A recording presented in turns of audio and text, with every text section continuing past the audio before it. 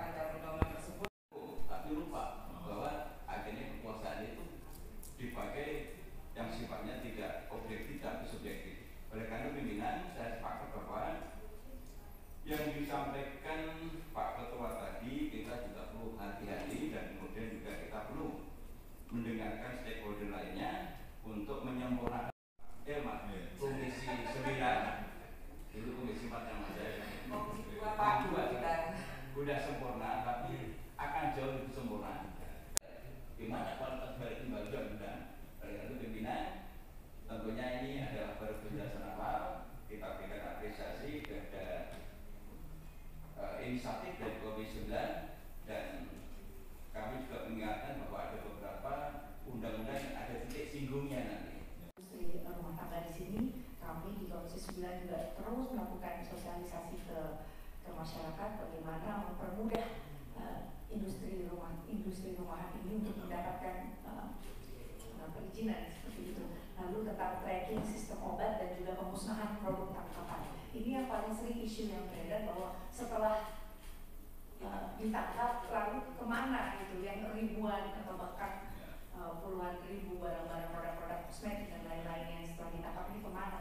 Nah ini kita concern sekali perlu adanya penyidik, karena itulah kemarin saya juga concern bahwa anggaran Badan Pengawasan Obat dan Makanan sendiri untuk cyber itu cukup besar.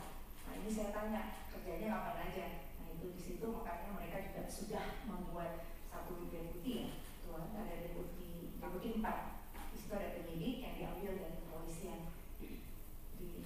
Mungkin itu jadi undang-undang terkait pengawasan obat dan makanan. Apakah ini menjadi salah satu urgensi itu?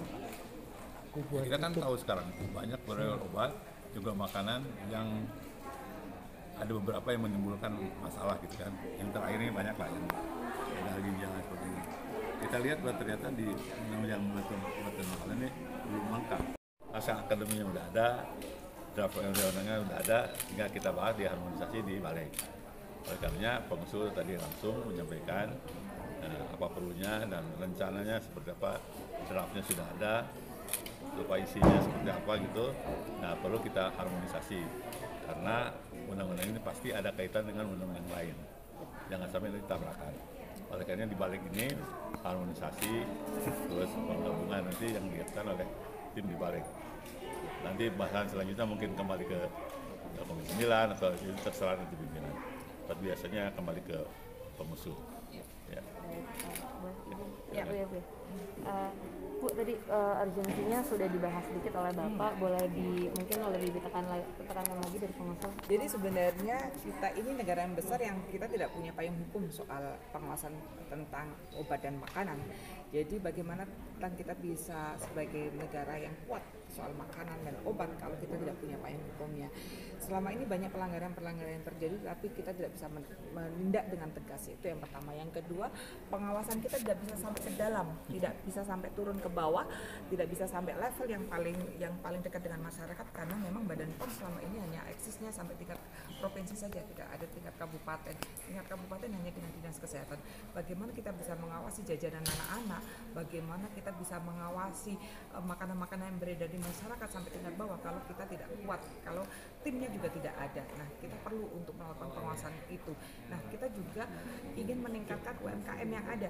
Selama ini UMKM kita biarkan tanpa ada pengawasan. Jadi dengan adanya RUU ini kita berharap UMKM kita juga mendapatkan pendampingan. Dengan pendampingan mereka juga bisa melakukan produksi yang lebih baik, produksi yang lebih sehat, dan nantinya juga bisa dijual dengan lebih baik lagi, dengan standar yang lebih bagus lagi dari Badan POM. Bu, kalau belajar dari kasus gagal ginjal akut ini kan kemarin itu adanya saling lempar tanggung jawab gitu ya.